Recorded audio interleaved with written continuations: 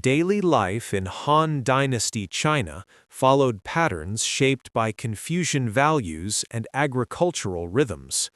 The Han Dynasty ruled China from 206 BCE to 220 CE, creating a period of relative stability and prosperity that established many aspects of Chinese culture that would persist for centuries. Most people lived in rural areas, working as farmers who cultivated rice in the southern regions and wheat and millet in the northern plains.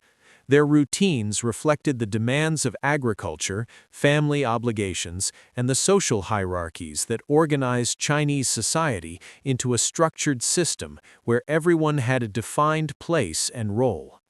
The physical environment of Han China varied considerably across the vast territory controlled by the empire. The Yellow River in the north and the Yangtze River in the south created fertile valleys where most of the population concentrated, while mountains, deserts, and steppes bordered the settled agricultural regions. The climate ranged from the cold winters of the north to the subtropical warmth of the south, with monsoon rains bringing water essential for rice cultivation in southern areas. The landscape showed the effects of centuries of human settlement, with fields, irrigation works, roads, and settlements, creating a thoroughly humanized environment quite different from the wild frontiers that lay beyond the empire's boundaries. Han China homes reflected both regional variations and social status, but most rural dwellings followed similar basic principles. The typical farmhouse was constructed from rammed earth walls, created by packing soil into wooden frames that were removed once the earth had dried and hardened into solid walls. Roofs were made from thatch or tiles, the latter being more expensive but also more durable and prestigious. The house usually faced south to maximize sunlight and warmth during winter, while remaining cooler in summer, following principles of feng shui that sought harmony between structures and their natural environment. The interior was divided into several rooms, with the main hall serving for family gatherings, ancestor worship, and receiving guests, while other rooms provided sleeping and storage space.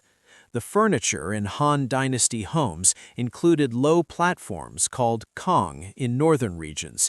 These raised surfaces heated from below by flues that carried warm air from the cooking fire, providing comfortable spaces for sitting, working, and sleeping during cold months.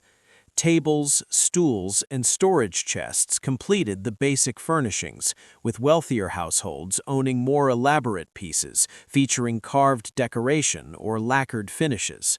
Mats made from woven reeds covered floors and sometimes walls, providing insulation and comfort. The overall impression inside most homes was one of simplicity and functionality, with decoration limited to scroll paintings, calligraphy, or small objects placed on tables or shelves. The daily routine in rural Han China began early, with families rising before dawn to begin the day's work. The morning light gradually revealed the landscape, illuminating the fields, houses, and the network of paths and roads that connected settlements. The sounds of the morning included the calls of roosters, the voices of people beginning their activities, and the various noises of domestic animals being fed and tended. The air carried the smell of cooking fires being lit, the earthy scent of fields and irrigation channels, and the particular fragrance of incense burned at household shrines dedicated to ancestors and various protective deities. Breakfast consisted of simple food, typically congee, a rice porridge that could be made from the previous day's leftover rice mixed with water and heated until it reached the right consistency. This porridge might be flavored with pickled vegetables, small amounts of preserved meat or fish, or simply eaten plain. Tea, which had been cultivated and consumed in China for centuries, accompanied the meal, though its preparation and consumption remained simpler than the elaborate tea ceremonies that would develop in later periods. The tea was typically green tea, made from leaves that had been picked, dried, and stored, then steeped in hot water to create a bitter but refreshing beverage. Agricultural work dominated life in the countryside, with rice cultivation requiring particularly intensive labor throughout the growing season. The rice paddies, flooded fields where rice grew in standing water, needed careful management to maintain proper water levels and ensure healthy plant growth. Farmers walked along the narrow earthen dikes that separated individual paddies, checking water flow, removing weeds, and monitoring the developing plants. The sound of water moving through channels and the sight of green rice shoots growing in neat rows created the characteristic sensory landscape of rice-growing regions during the growing season. In northern China, where dryland farming predominated, wheat and millet grew in fields that depended on rainfall rather than irrigation, though some irrigation from wells and streams supplemented natural precipitation. The work of plowing, planting, weeding, and harvesting followed seasonal cycles that had been practiced for generations, with each task occurring at times determined by weather patterns and agricultural tradition. The ox-drawn plow remained the primary tool for breaking up soil, its iron blade cutting through earth while the farmer walked behind, guiding the animals and maintaining the furrow's depth and direction. The family formed the basic social and economic unit in Han China, with multiple generations often living together in a single household or compound. Confucian philosophy emphasized filial piety, the duty of children to respect and obey their parents and to care for them in old age. This principle extended to ancestor worship, with families maintaining altars where they made offerings to deceased relatives, believing that these ancestors continued to influence the fortunes of the living. The morning routine in most households included lighting incense at the ancestor altar and making brief prayers or expressions of respect, practices that reinforced family cohesion and linked the present generation to those who had come before. Women in Han Dynasty China occupied a subordinate position within the family hierarchy, expected to obey first their fathers, then their husbands, and finally their adult sons. Their work centered on household management, textile production, and child-rearing. The spinning wheel and loom were found in most homes as women transformed raw silk or hemp into thread and then wove this thread into cloth. The rhythmic sound of the loom and the steady hum of the spinning wheel represented familiar background noises in homes throughout the empire. The silk industry had particular importance in China, where the technology of silk production remained a closely guarded secret that gave Chinese textiles a unique quality highly valued in trade. Children in Han Dynasty China learned their expected roles through observation and participation in household work. Boys from families who could afford education studied classical texts, learning to read and write the thousands of characters used in Chinese script. This education occurred in small schools or under the guidance of private tutors, with students spending long hours memorizing and reciting passages from Confucian classics that taught proper behavior, government principles, and moral philosophy. The sound of students chanting their lessons represented a familiar element of life in communities where education was valued and available. Girls received little formal education, instead learning domestic skills from their mothers and other women in the household.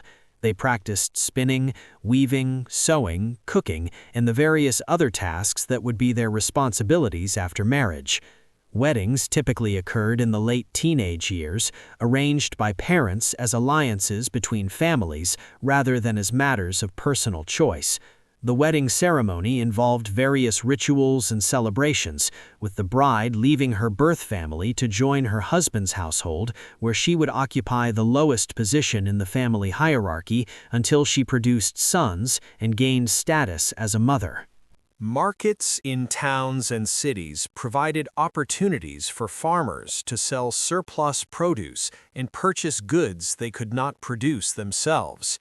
These markets operated on regular schedules, often following a cycle where different towns held market days on different dates, allowing merchants to move from place to place.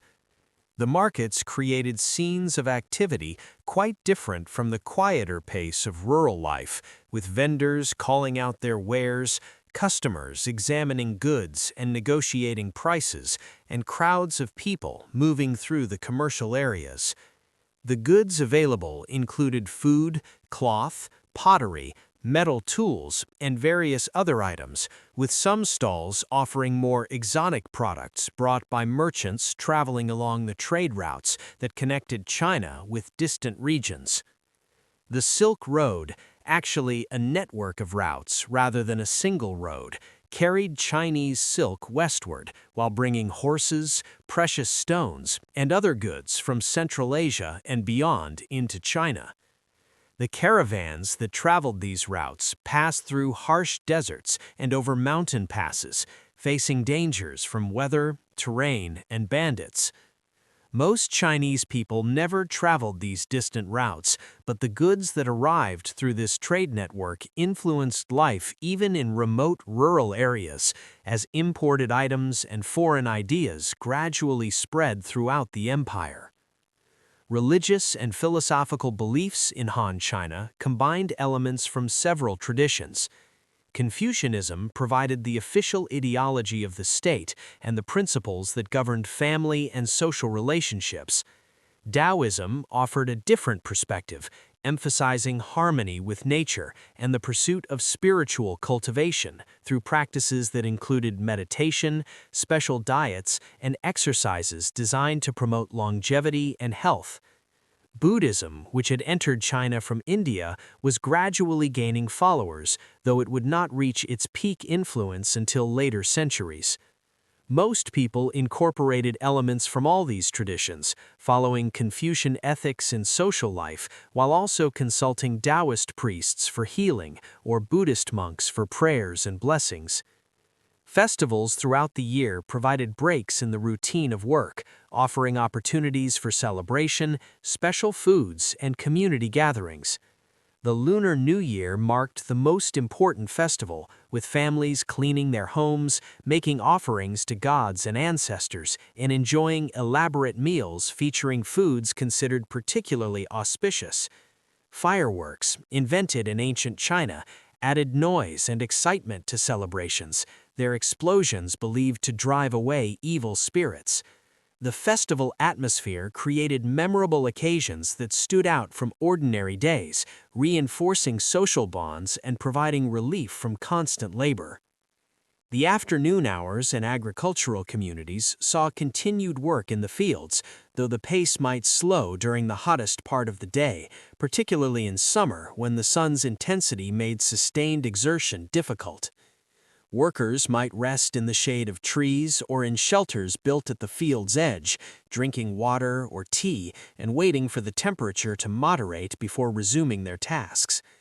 The landscape during these afternoon hours appeared still and quiet, with heat creating a shimmering effect above sun-warmed surfaces, and birds and other animals seeking shelter from the direct sun. Irrigation management required constant attention, with farmers checking water levels in paddies and channels, opening or closing gates to direct water flow, and maintaining the earthen structures that contained and directed water. This work required cooperation among neighbors, as irrigation systems served multiple farms, and everyone depended on the proper functioning of the network. Disputes over water could arise, particularly during dry periods when supplies ran short, but these conflicts were typically resolved through negotiation or by consulting village elders who served as informal judges in local matters. Later in the afternoon, as shadows lengthened and the air began to cool, activities shifted toward completing the day's essential tasks and beginning preparations for the evening meal. Women returned from fields where they might have been helping with agricultural work and began cooking, while men completed final chores, such as feeding animals or bringing in tools and equipment. The sounds of the late afternoon included the voices of people calling to each other, children playing, and the various domestic noises of a community transitioning from work to rest. The evening meal represented the main eating occasion of the day, when families gathered to share food and conversation. For most rural families, this meal consisted of grain, typically rice in the south or wheat noodles or steamed bread in the north, accompanied by vegetables, pickles, and small amounts of meat or fish when available. The food was prepared by boiling, steaming, or stir-frying in a wok, cooking methods that used fuel efficiently and produced foods with textures and flavors that characterized Chinese cuisine. The family ate together, seated on mats or low stools around a low table, using chopsticks to transfer food from shared dishes to individual bowls. Tea accompanied meals and was consumed throughout the day, its mild stimulant effect valued along with its flavor and the social aspects of tea drinking. The preparation involved steeping leaves in hot water, often repeatedly using the same leaves for multiple infusions. The tea drinking occurred from small cups, with the ritual of pouring and drinking providing a pause in activity and an opportunity for conversation or quiet contemplation. The smell of tea, along with cooking odors and incense, created the characteristic scent of Chinese domestic spaces. Evening hours after the meal passed in various ways, depending on the season and individual circumstances. During warmer months, people might sit outside, enjoying the cooler air and the relief from the day's heat. Conversations during these evening hours covered family matters, local news, and the endless practical details of agricultural life. Stories might be shared, particularly tales of heroic figures from history or legends that had been passed down through generations. These oral traditions helped preserve cultural memory and provided entertainment in a time before widespread literacy or other forms of mass media. As darkness fell, most families remained in their homes, as rural areas lacked public lighting and travel after dark presented difficulties. Oil lamps provided illumination, typically burning vegetable oil through a wick, creating a small flame that gave off limited but adequate light. The warm glow of these lamps created a particular atmosphere in interior spaces, their flickering lights softening features and creating a sense of intimacy. The smell of burning oil mixed with other household odors became one of the characteristic scents of evening in Chinese homes. The night brought cooler temperatures, particularly welcome after hot summer days, but requiring additional blankets and clothing during the cold months of winter. The sky displayed the stars with clarity, their patterns observed and recorded by Chinese astronomers who maintained careful records of celestial phenomena. These astronomical observations had both practical purposes, such as maintaining an accurate calendar for agricultural planning, and astrological significance, as celestial events were interpreted as omens relating to earthly affairs, particularly the fortunes of the emperor and the state. Sleep eventually came to most people as the night deepened, their bodies tired from the day's physical labor. Sleeping arrangements varied by season and family size, with people sometimes sleeping on the heated kang platforms during winter or on mats in cooler locations during summer. Dreams during these sleeping hours might be remembered and discussed, particularly if they seemed unusual or significant, as dreams were sometimes interpreted as messages from ancestors or supernatural beings, communications that might require consultation with specialists in dream interpretation. The cycle of daily life in Han Dynasty China continued day after day, season after season, creating patterns that structured human existence and gave shape to individual lives within the larger community. These routines varied in their details depending on region, social class, and occupation, but all shared the basic rhythm of days marked by sunrise and sunset, meals and work, family obligations, and social relationships. The empire itself, with its government bureaucracy, legal system, and military forces, provided the larger framework within which individual lives unfolded. Though most rural people had limited direct contact with state authority beyond paying taxes and fulfilling labor obligations. This pattern of life in Han Dynasty China represented a way of existence that had developed over many centuries, its basic structures deeply rooted in Confucian philosophy, agricultural necessity, and the distinctive features of Chinese civilization. The people who lived within this system generally accepted it as the natural order of things, their worldview shaped by the assumption that China represented the civilized center of the world, surrounded by barbarian peoples who lacked the refinement and proper social organization that characterized the Middle Kingdom. This simple, steady pattern of daily existence in Han Dynasty China was an ordinary reality for the people who called the empire their home. Daily life in Edo period Japan followed strict social codes and agricultural cycles. The Edo period, lasting from 1603 to 1868, brought relative peace and stability to Japan after centuries of warfare, creating conditions where ordinary routines could develop without constant disruption. Most Japanese lived in rural villages, working as farmers who cultivated rice in carefully maintained paddies, their existence structured by the demands of wet rice agriculture and the rigid class system that divided society into samurai, farmers, artisans, and merchants.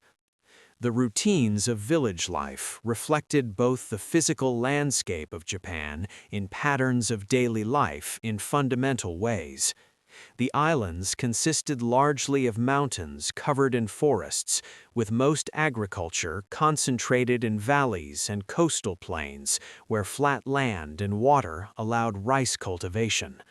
The climate brought distinct seasons, with cold winters requiring preparation and careful resource management, humid summers that supported rice growth, and spring and autumn periods marked by dramatic changes in temperature and vegetation. Earthquakes occurred regularly, a constant reminder of the geological instability that characterized the island chain, while typhoons occasionally brought destructive winds and flooding that could damage crops and structures. Houses in Edo period villages reflected both environmental adaptation and aesthetic principles that valued simplicity and natural materials. The typical farmhouse was constructed with a wooden frame supporting walls made from mud and bamboo wattle, covered with plaster made from clay mixed with straw. The roof consisted of thick thatch made from rice straw or miscanthus grass, requiring replacement every few decades but providing excellent insulation against both heat and cold. The house sat on a raised wooden platform that protected the interior from ground moisture and provided storage space beneath the main floor. Large sliding doors made from wooden frames covered with translucent paper allowed light to enter while maintaining privacy and could be opened completely to connect interior and exterior spaces.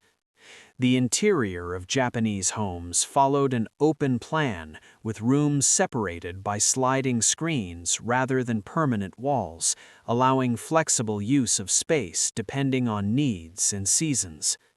Tatami mats, woven from rice straw and covered with woven rush, covered the floors, their standardized size determining room dimensions and creating a comfortable surface for sitting, sleeping, and working. The rooms remained largely empty of furniture, with storage cabinets built into walls and bedding stored away during the day and spread out on the floor at night for sleeping. A sunken hearth called an irori occupied a central position in the main room, providing heat, a cooking surface, and a gathering place for family activities. Smoke from this fire rose to the rafters and eventually escaped through gaps in the roof, filling the upper part of the house with a permanent haze that helped preserve the thatch and wooden structure while creating a distinctive smoky smell. The daily routine in Japanese villages began before dawn, particularly during the agricultural busy seasons when daylight hours needed to be used fully. People rose from their bedding, rolled up the quilts, and placed them in storage cupboards, and began the day's activities. the earthy scent of the village paths and rice paddies, and during certain seasons, the fragrance of flowering trees or the green smell of growing rice. The sounds of morning included the calls of birds, the voices of people beginning their work, and the clatter of wooden geta sandals on the paths and stepping stones that connected houses and led to the fields. Breakfast consisted of simple food, typically rice left over from the previous evening's meal, heated and eaten with pickled vegetables and miso soup. The rice was cooked in an iron pot over the hearth fire, requiring attention to prevent burning while ensuring the grains became properly soft. Miso soup, made from fermented soybean paste mixed with hot water and containing pieces of tofu, seaweed, or vegetables, provided warmth and flavor. Green tea accompanied the meal, prepared by whisking powdered tea in hot water, creating a frothy beverage quite different from the tea consumed in other parts of Asia. The tea drinking followed certain protocols, even in ordinary households, reflecting the broader Japanese attention to proper form and procedure in daily activities. Rice cultivation dominated agricultural life in Edo period Japan, the crop serving as the foundation of the diet, the measure of wealth, and the basis for taxation. The rice paddies required intensive labor throughout the growing season, beginning with preparing the fields in spring.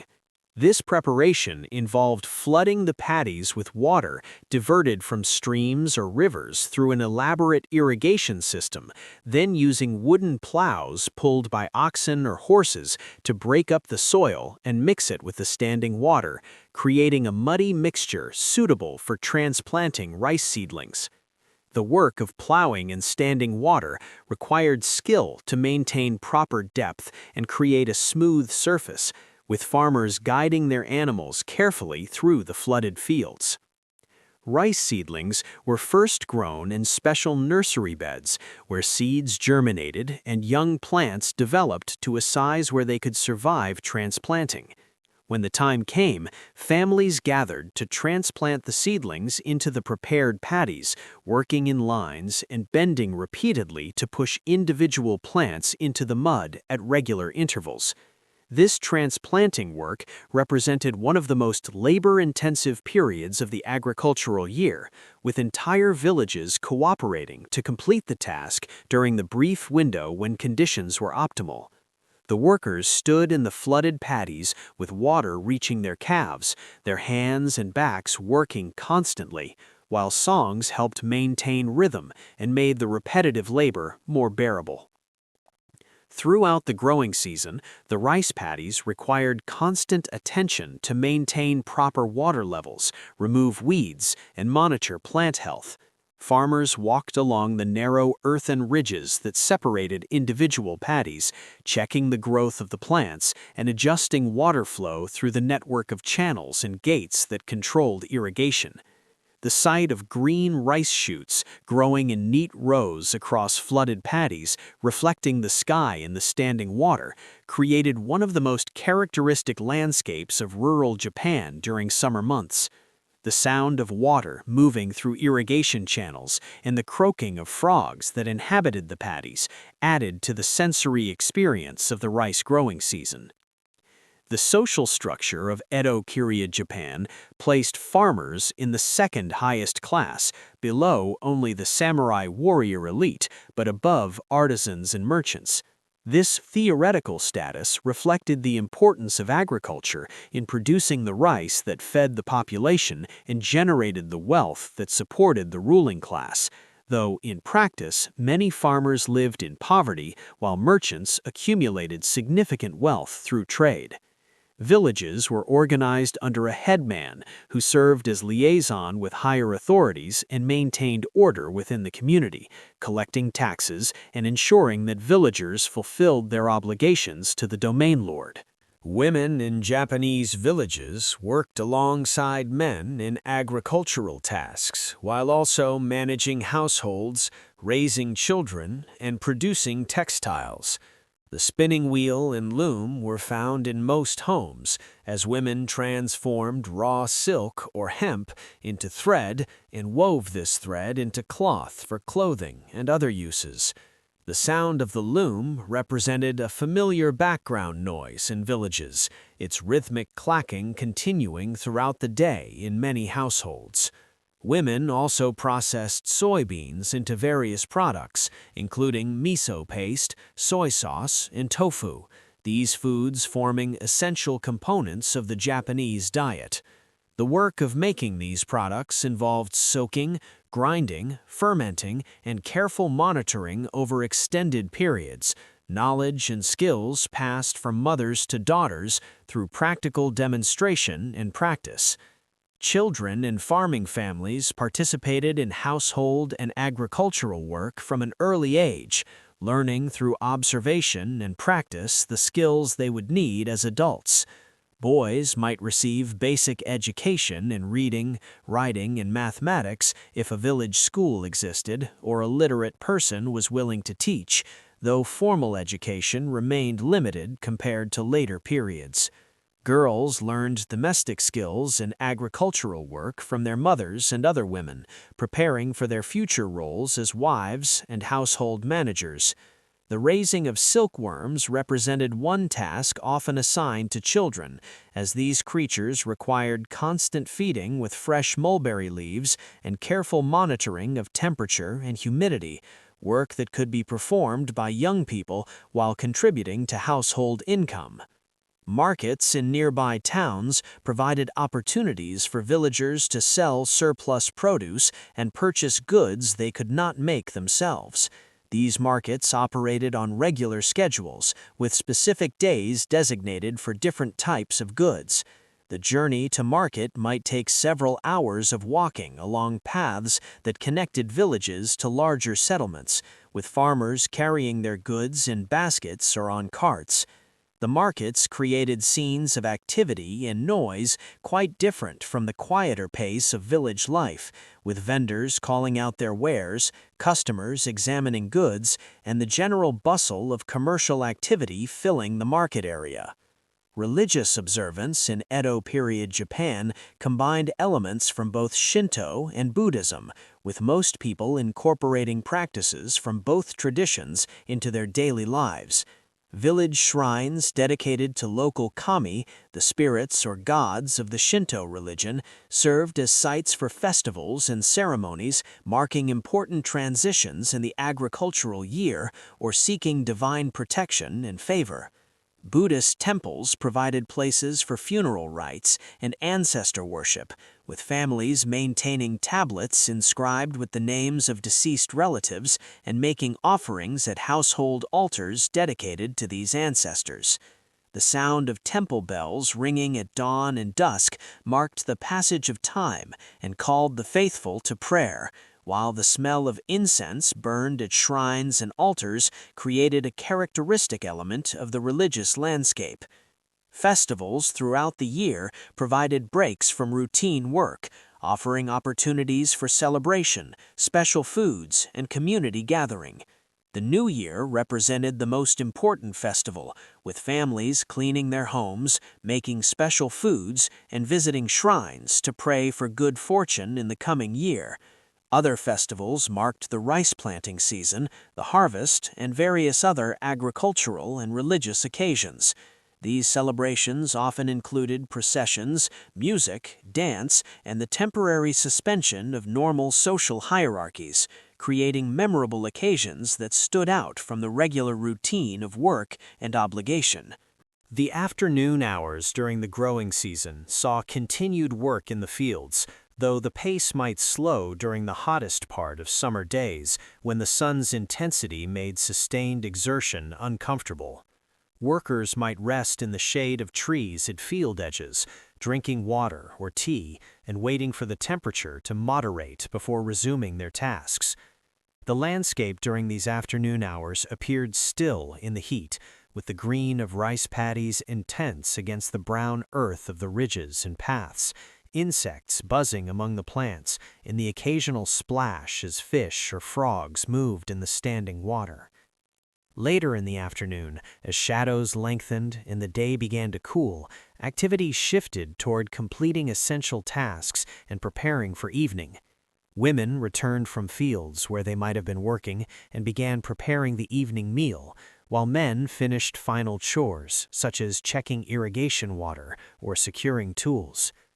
The sounds of late afternoon included the voices of people calling to each other, children playing, and the various noises of animals being fed or secured for the night. Wood smoke from cooking fires began to drift through the village as families started preparing their evening rice. The main meal of the day occurred in the evening when families gathered around the hearth to share food and warmth. For most farming families, this meal consisted primarily of rice, accompanied by miso soup, pickled vegetables, and perhaps some fish if it was available and affordable. The rice was served in individual wooden or ceramic bowls, eaten with chopsticks that transferred food from bowl to mouth in a practiced motion learned from childhood. The pickles, made from various vegetables preserved in salt or rice bran, provided essential vitamins and flavor to complement the relatively bland rice. The meal proceeded with minimal conversation, as eating was considered a serious activity deserving full attention, though the shared experience of eating together reinforced family bonds and created a sense of unity and warmth. Tea drinking occurred after the meal and throughout the evening, with family members sitting near the hearth and sipping tea while engaging in conversation or quiet work, such as mending clothes or preparing materials for the next day's tasks. The tea ceremony, which had developed into an elaborate art form among the upper classes, existed in much simpler form in ordinary households. But even these humble tea-drinking occasions followed certain protocols and reflected aesthetic values of simplicity and appreciation for the moment. The warm glow of the hearth fire, the steam rising from tea bowls, and the quiet conversation created an atmosphere of domestic peace that contrasted with the day's labor. As darkness fell, most villagers remained in their homes, as rural areas lacked lighting and travel after dark presented difficulties and potential dangers. Paper lanterns or simple oil lamps provided illumination when needed, their soft light creating a gentle atmosphere quite different from the harsh brightness of modern electric lighting. The smell of burning rapeseed oil from lamps mixed with the smoke from the hearth and the various other household odors to create the characteristic scent of Japanese domestic spaces in the evening. Families prepared for sleep by spreading futons, thick quilted mattresses, on the tatami mats, covering themselves with additional quilts that provided warmth through the night. The night brought cooler temperatures, particularly welcome after hot summer days, but requiring careful management of bedding and clothing during the cold months. The sound of rain on the thatched roof created a gentle drumming that many found soothing, while the occasional strong wind might cause the house to creak and groan as it flexed slightly, the wooden structure designed to give rather than break during earthquakes or storms. The sky on clear nights displayed the stars with exceptional clarity, their patterns observed and named in Japanese astronomical traditions that had developed over centuries. Sleep came to most villagers as the night deepened, their bodies tired from the day's physical labor and ready for the rest that would prepare them for another day of work when the sun rose again. Dreams during these sleeping hours might be remembered and discussed if they seemed significant, as dreams were sometimes interpreted as messages from ancestors or supernatural beings, communications that might require consultation with priests or other specialists.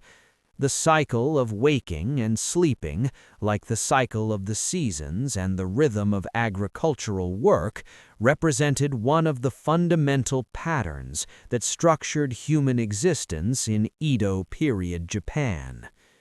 This pattern of life in Japanese villages during the Edo period continued day after day, year after year, creating a stable framework within which individual lives unfolded.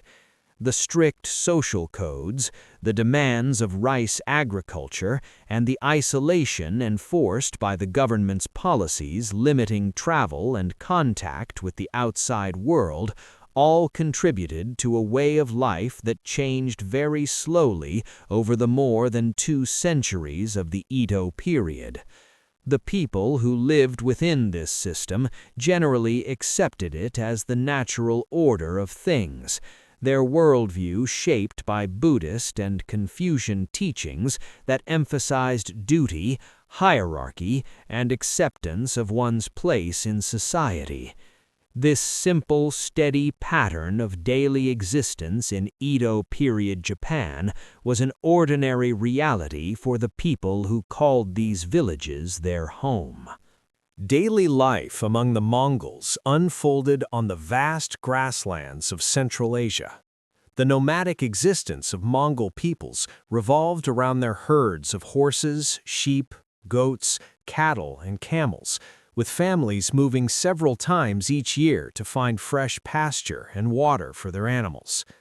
This mobile lifestyle had developed over centuries in response to the environmental conditions of the steppe, where scattered resources and seasonal variations made permanent settlement impractical for people whose wealth and sustenance came primarily from livestock. The routines of nomadic life reflected the practical demands of animal husbandry and the social structures that organized Mongol society into clans and tribes linked through kinship and alliance. The physical environment of the Mongol heartland consisted of seemingly endless grasslands stretching from horizon to horizon, broken occasionally by rocky outcrops, river valleys, or mountain ranges visible in the distance. The climate brought extreme temperature variations, with bitterly cold winters when snow covered the ground and winds swept across the exposed landscape, and hot summers when the grass grew tall and green under the intense sun. Spring and autumn represented transitional seasons marked by rapid changes in weather and temperature, these periods also corresponding to the major migrations when camps moved to new pastures. The sky dominated the landscape, its vast expanse appearing even larger than usual in the absence of trees or tall structures to interrupt the view from ground to horizon. The ger, also called a yurt, served as the primary dwelling for Mongol families, its design perfected over generations to meet the needs of nomadic life. The structure consisted of a collapsible wooden frame covered with layers of felt made from sheep's wool, creating a circular dwelling that could be assembled or disassembled in a few hours and transported by pack animals when the camp moved. The wooden frame included a lattice wall that expanded and contracted like an accordion, roof poles that radiated from the circular wall to a central ring at the top, and a wooden doorframe that always faced south to catch the sun and avoid the prevailing north winds.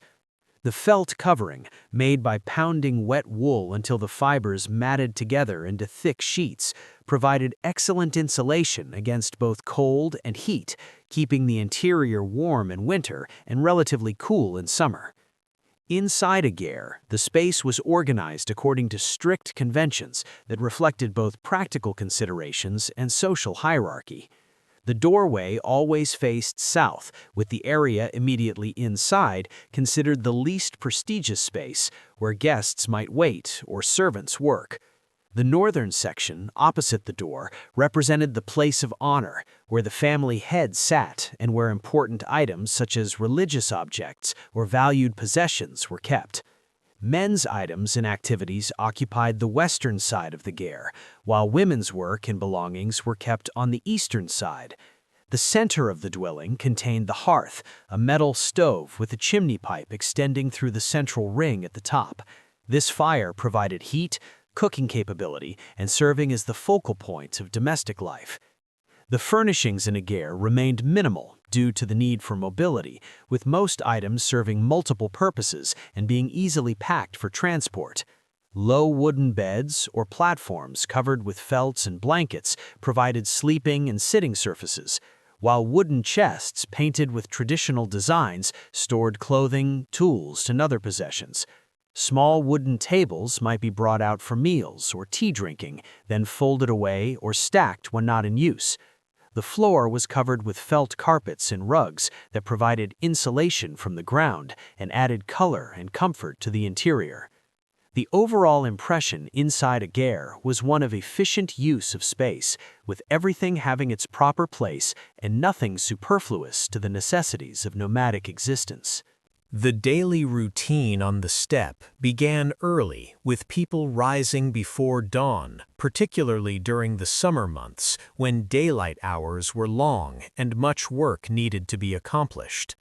The morning air on the steppe carried a distinctive freshness, cool even in summer, and often accompanied by dew that dampened the grass and created a sparkling effect as the rising sun illuminated countless water droplets.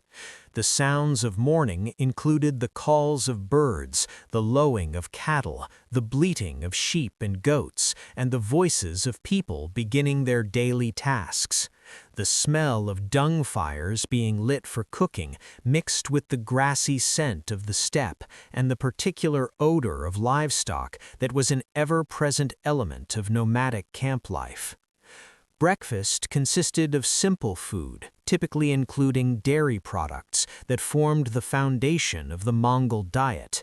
Milk from mares, cows, sheep, or goats was consumed fresh or processed into various products, including yogurt, cheese, and kumis, a fermented mare's milk that served as both food and a mildly alcoholic beverage.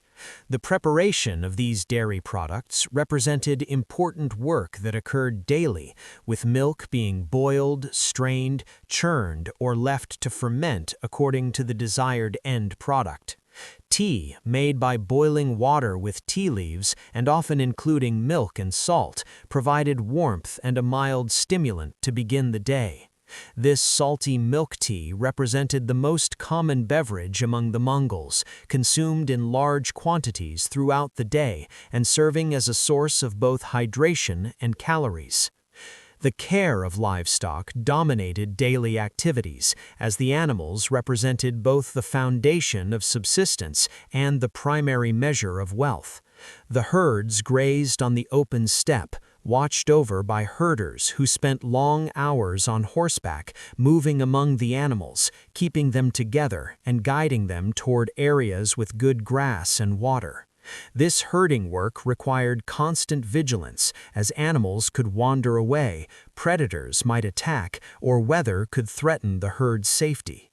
The herders developed intimate knowledge of their animals, recognizing individuals and understanding their behavior patterns, this familiarity allowing them to notice problems quickly and respond appropriately. Horses held special importance in Mongol culture, serving as transportation, status symbols, sources of milk and meat, and essential tools for herding other animals. Mongol horses were small but extremely hardy, capable of surviving harsh conditions with minimal care and traveling long distances at a steady pace. Children learned to ride almost as soon as they could walk, growing up spending much of their time on horseback and developing the riding skills that made Mongol cavalry so formidable. The relationship between Mongols and their horses went beyond simple utility, with individual horses recognized as having distinct personalities and capabilities, and favorite horses receiving special care and attention. Milking the mares occurred multiple times daily during the productive season, providing the fresh milk that would be processed into kumis. This fermented drink had cultural significance beyond its nutritional value, serving as a social beverage shared among friends and consumed during ceremonies and celebrations. The fermentation occurred in leather bags that hung inside the ger or outside near the entrance, these bags requiring regular agitation to mix the fermenting milk and ensure proper development of the desired sour taste and slight alcohol content. The sound of someone stirring kumis, hitting the leather bag with a paddle to mix the contents, represented a familiar element of camp life during the milking season. Women in Mongol society held relatively high status compared to women in many other cultures of the time, with important roles in managing household affairs, processing dairy products, and sometimes participating in political and military matters. The work of setting up and taking down the ger, loading and unloading possessions during moves, and processing animal products all fell primarily to women, though men assisted with heavy lifting and other tasks requiring greater physical strength.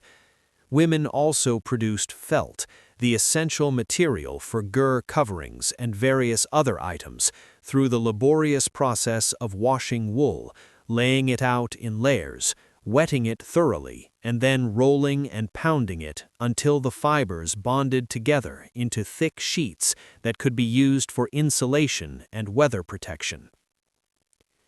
Children in Mongol families participated in household and herding work from an early age, learning the skills they would need as adults through observation and practice. Boys spent increasing amounts of time with the herds as they grew older, developing riding and animal handling skills while also learning to use the bow and other weapons. Girls learned domestic skills, including dairy processing, cooking, sewing, and ger management, preparing for their future roles as wives and household managers. The education was practical rather than formal, focused on the knowledge and abilities needed for successful nomadic life, rather than literacy or abstract learning, though some exposure to Buddhist teachings or shamanic traditions might occur depending on family circumstances. The spring and autumn migrations represented particularly busy periods when entire camps moved to new pastures. These moves required dismantling all the gers, packing household goods and felt coverings onto carts or pack animals, and traveling distances that might range from a few miles to days' journey depending on the location of the next camping site. The sight of a migrating Mongol camp created a distinctive scene, with long lines of pack animals and carts moving across the landscape, herds of livestock being driven along by mounted herders, and families working together to manage the complex logistics of moving their entire household and possessions. The sound of this migration included the creaking of cartwheels, the calls of herders directing animals, and the general noise of hundreds or thousands of livestock on the move. Upon reaching the new campsite, families worked to reassemble their gers, a process that could be completed in a few hours through coordinated effort. The wooden frame was erected first, with the lattice walls positioned and tied together, the roof poles fitted into the central ring and secured to the wall, and the door frame positioned in its proper place. The felt covering was then laid over the frame in overlapping layers that shed rain and provided insulation, with ropes wrapped around the exterior to hold everything securely in place. Once the ger was assembled, furnishings and possessions were brought inside and arranged according to traditional patterns, recreating the familiar domestic space in a new location. Hunting supplemented the pastoral economy, providing meat, furs, and opportunities to practice and demonstrate skills valued in Mongol society. Men hunted on horseback using bows, pursuing animals such as antelope, deer, and various other game that inhabited the steppe and surrounding regions. These hunting expeditions might last several days, with groups of men traveling together and camping in temporary shelters while pursuing their prey. The meat from successful hunts was shared among the camp, providing variety in the diet and creating occasions for feasting and celebration. The hunting also served social functions, strengthening bonds among men and providing contexts for establishing and maintaining social hierarchies based on skill and success. The main meal of the day occurred in the evening, when families gathered inside the gur around the central hearth. For most Mongol families, this meal consisted primarily of meat and dairy products, with grain-based foods like bread or porridge consumed when available through trade, but not forming the foundation of the diet as they did in agricultural societies. The meat might be boiled in large pots to make soup or stew, roasted over the fire, or prepared in other ways depending on the type of animal and the family's preferences. Mutton from sheep formed the most common meat, though beef, goat, and occasionally horse meat also appeared on the menu. The meal was eaten with the fingers or using knives to cut pieces of meat, with everyone sharing from communal pots and platters placed in the center of the gathering. Kumis drinking accompanied and followed the evening meal, with family members and any guests passing around leather vessels containing the fermented mare's milk. The consumption of kumis followed certain protocols, with portions offered first to elders and honored guests before being shared more generally. The slightly sour taste and mild alcoholic effect of kumis made it both refreshing and mildly intoxicating, creating a sense of relaxation and social bonding as people sat around the fire sharing drink and conversation.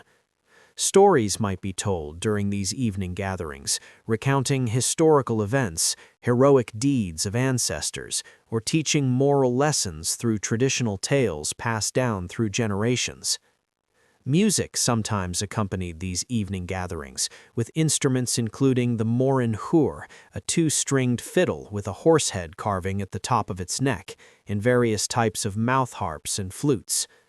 The sound tended toward haunting melodies that seemed to echo the vast emptiness of the steppe, with performances including both instrumental pieces and songs that told stories or expressed emotions relating to nomadic life.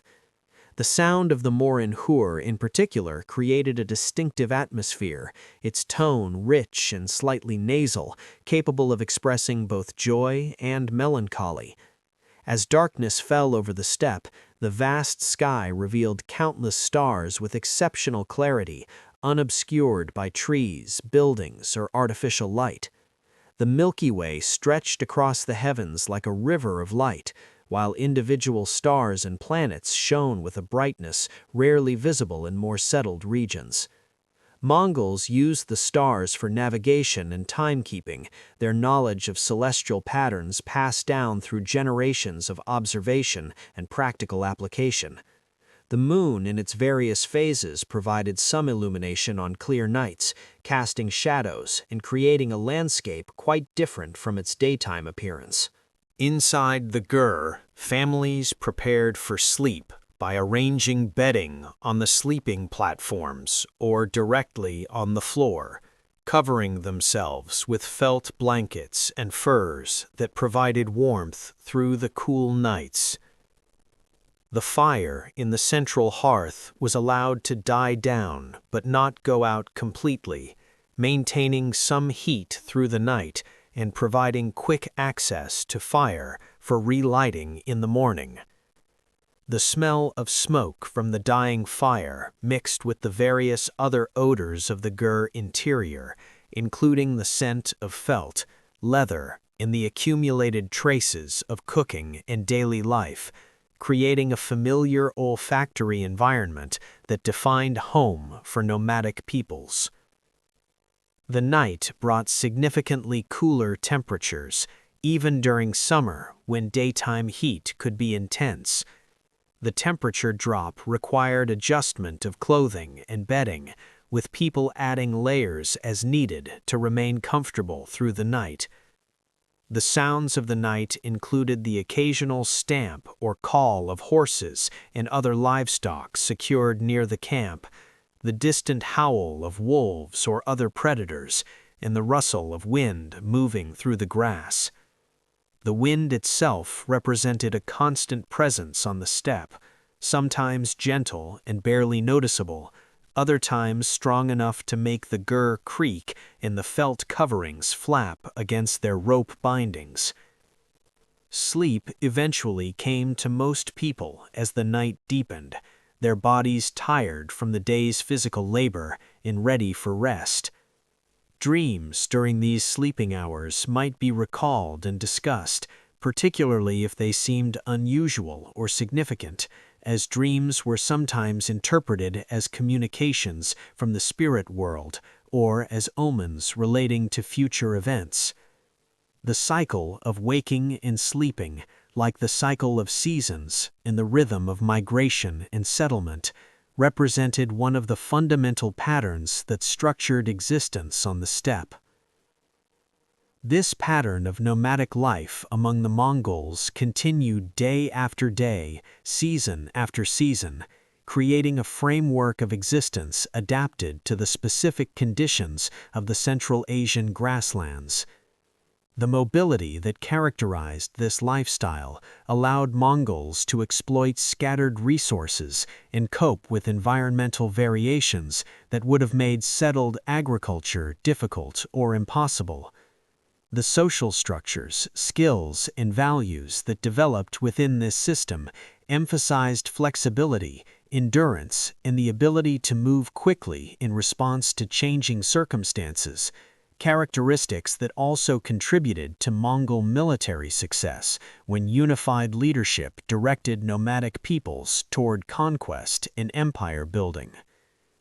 This simple, steady pattern of daily existence on the Mongol steppe was an ordinary reality for the people who called these grasslands their home.